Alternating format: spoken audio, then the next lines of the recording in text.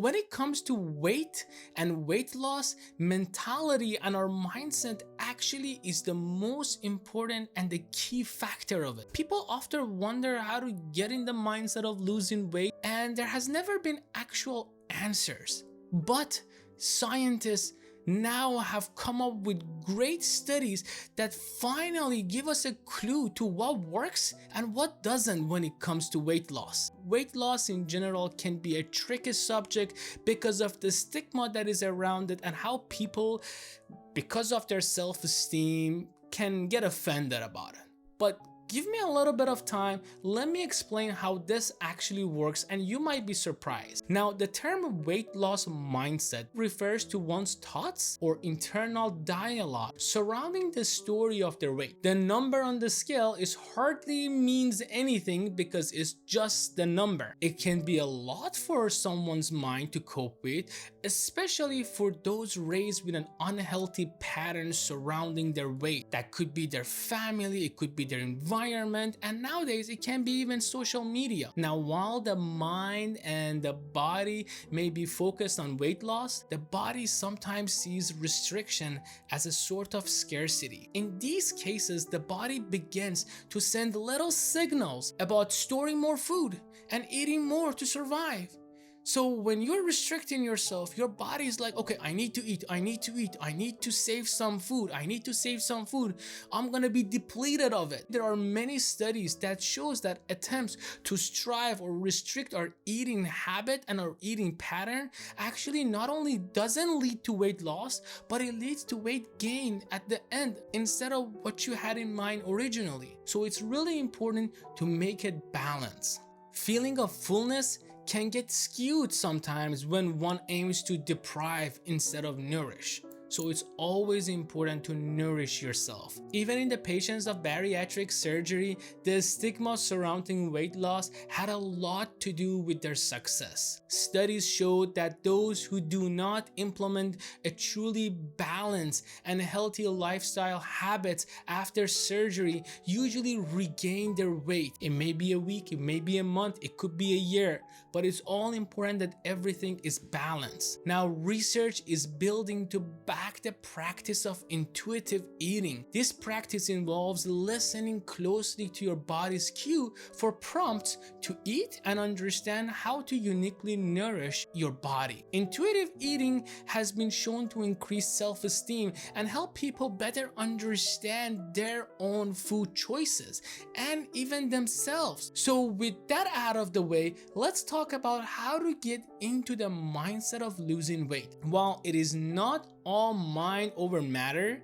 thanks to genes and environmental factors, a productive, healthy, and positive mindset really does make the difference when it comes to it. Try the following steps today, one at a time. It may help you to kind of deconstruct those negative thoughts that keep making weight loss difficult. But before that, let's talk about our brain. Our brain and body, like I said, are connected through neural pathways made out of neurotransmitters. These pathways transmit signals between our body and the brain to control our everyday functions, from breathing, pain, movement, thinking, and most importantly, our digestion. All physical symptoms have an emotional element tied to them. Here's an example.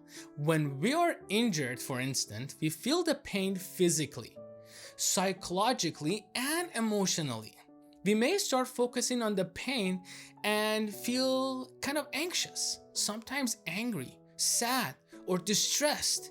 We may then start thinking negatively and withdraw from those around us. Because of the injury, we may even engage in less activity for the fear that we may be in more pain if we move. Over time, this may result in stiffness or weakness, which can cause more pain and more distress. So it's important to understand mind, body, all connected.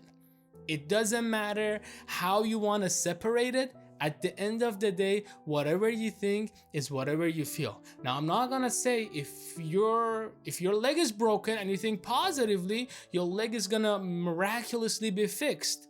But thinking positively can give you the encouragement and can give you the extra push that you need to maybe heal faster. That's why we have mental health, to help us better defeat those negative thoughts and focus on the positivity and the things that we can control versus the thing that we cannot control. Mind, body, all equal. So let's talk about step one. Step one is to stop the cycle of shame. That's really easy. It is easy to feel a sense of shame, guilt, or loss of confidence after giving in to craving. Instead of challenging those feelings by questioning them, we turn them into a narrative surrounded by saying something like, I'm choosing to nourish my body in a different way today. See how we took defeat and shame and we changed the narrative to something positive? Or a truly healthy diet is all about balance, and I'm allowed to eat treats. So don't shame yourself if you make a mistake.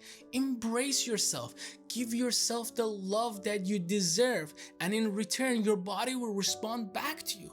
But if you constantly shame your body for the choices that it made, it's gonna reject it. It's gonna give you that negative feeling, and it's gonna push you all the way back to the beginning. Step two is to understand food has no moral value. This is something that I personally struggled with. I always thought food has moral values, but they don't, because food is not good or bad, and actually it's just food. Doesn't matter, food is food. It is okay to notice how one feels after eating certain food, but do not be too quick to toss it into a category.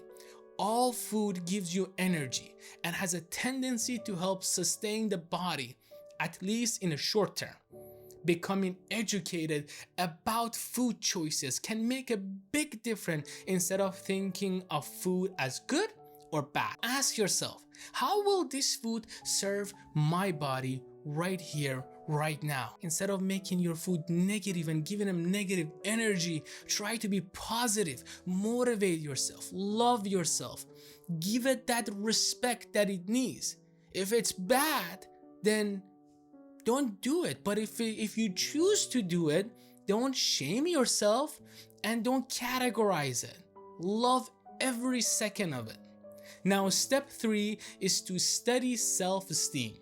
Self-esteem is more deeply tied to eating habit than you would think. Studies suggest that self-esteem can even predict dieting outcome. Try a food journal to track triggering thoughts. Self-affirmation in the morning. Tell yourself how much you love yourself, how much you love your body, how much you appreciate who you are and the thing that you want to do to yourself. Reframing thoughts to be positive or helpful. Step towards self-esteem, compassion. Learning to unite food choices for yourself from self-worth is important. Step 4 is to add abundance instead of looking into lacks. Restriction often encourages weight gain. So instead of thinking about potential losses to food one loves, find balance in what you can add. Adding fruits, vegetable, whole grains, nuts, all of these things can be fulfilling and nourishing addition to the diet that also promotes weight loss and gives you all the joy that you want. End of the day, be positive about your food. Number 5, create a coping skill. As painful as it may be to hear this, failure is inevitable. We all fail. That's part of life. It's okay to fail. There will be times when the mind plays trick, saying, you have fallen off the wagon again. You're worthless. This will never work. You always end up here. Instead of listening to that negative voice, reframe your thoughts of failure as an opportunity to learn. This is the whole goal. The mind will be nourished when looking for areas of improvement rather than restricting to one way of thinking. Finally, everyone's weight loss journey will look different. However, mental hardness can be hard to cross for each individual looking to lose weight. Find balance with this simple step and start feeling an increase in self-esteem again. Start feeling yourself. Remind yourself how important you are to you. All that matters is you being you. So whatever helps you be you, be that. Don't remind yourself of your failures. Don't tell yourself you can't make it. Be positive even when it's hard, even right after the mistakes that you have made. The mistake is in the past and the past is gone. Now it's your chance to move forward, to be the person that you want to be, rather than what you were ought to be or what you think you should be. It is your choice. This moment, right here, right now. What choice will you make?